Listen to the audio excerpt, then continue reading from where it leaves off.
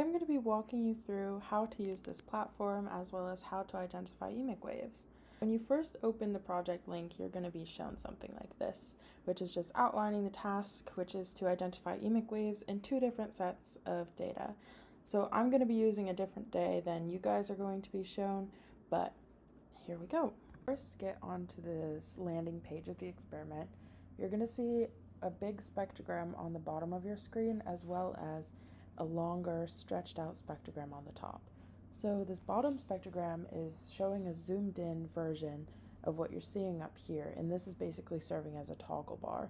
So you can manually drag this over by clicking and holding and dragging, but other ways to zoom in and out and move side to side are by using 2 fingers on the keypad.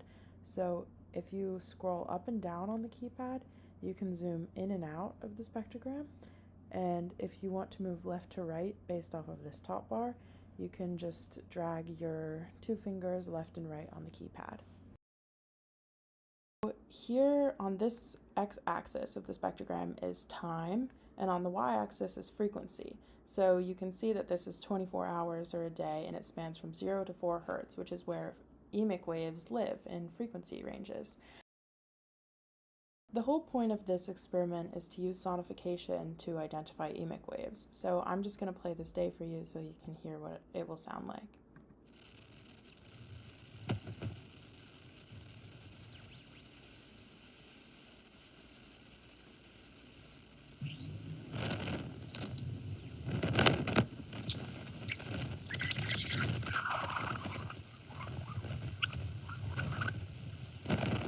So there's 2 main ways to do this. One of them is visually, and one of them is through listening, which is one of the main goals of this experiment, is to try and use listening to identify the EMIC waves.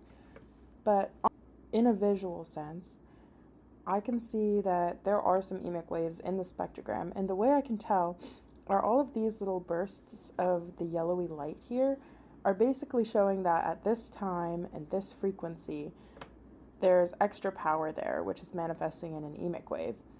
So in all of these places, I'm pretty sure they're EMIC waves, but the way that we can verify whether or not they're EMIC waves is through listening to them. So I'm going to just play this section for you.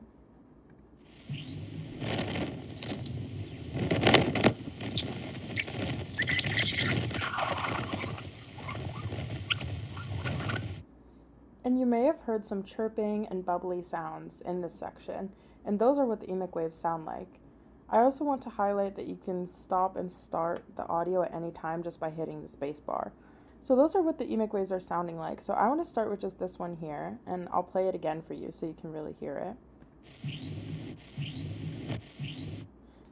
So if I want to go and identify it, all I want to do is hold and drag, and then this box will pop up and it asks you to indicate whether or not you think this is definitely an EMIC wave or it might be.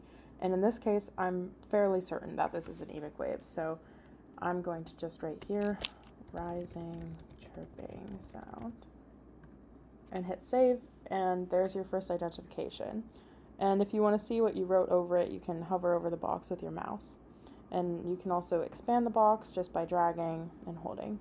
Now I want to bring your attention to some of the more unique looking EMIC waves in this specific sample day. So right here, for example, you can see that there's 2 sort of yellowy bursts right on top of each other.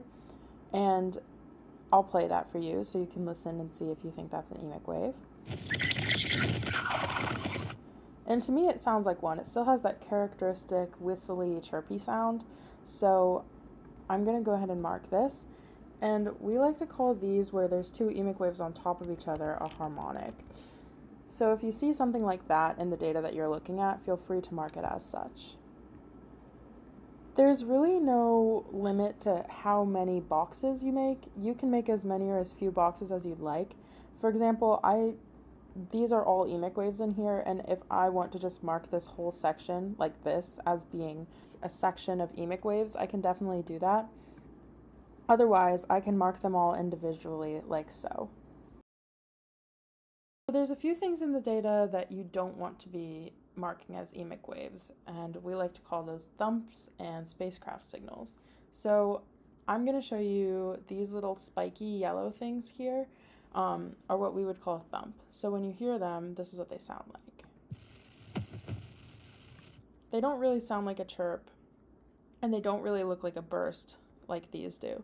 So we don't want to mark those as EMIC waves. Those are probably coming from other frequencies that maybe there's a burst there, but it's not an EMIC wave.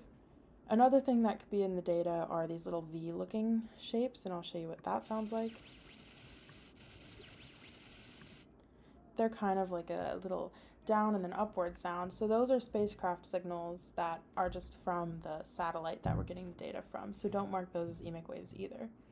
It can get a little bit confusing down here, for example, where it looks like there is kind of a burst, but it's also a spike. Those could be EMIC waves, so if you'd like, you can mark them, but go ahead and mark that and indicate that it's possibly an EMIC wave. And also, it should be based off of what it sounds like. So if we want to listen to this region,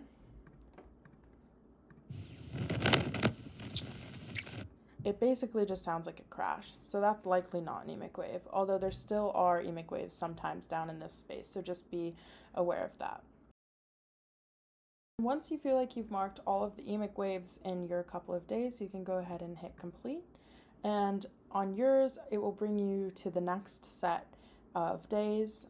And then once you get this pop-up, you can either hit go back or yes, I'm done. So if I'm done, it's going to pop up a questionnaire. And this is just some questions for you to answer about how this experience went for you. And hopefully this goes well.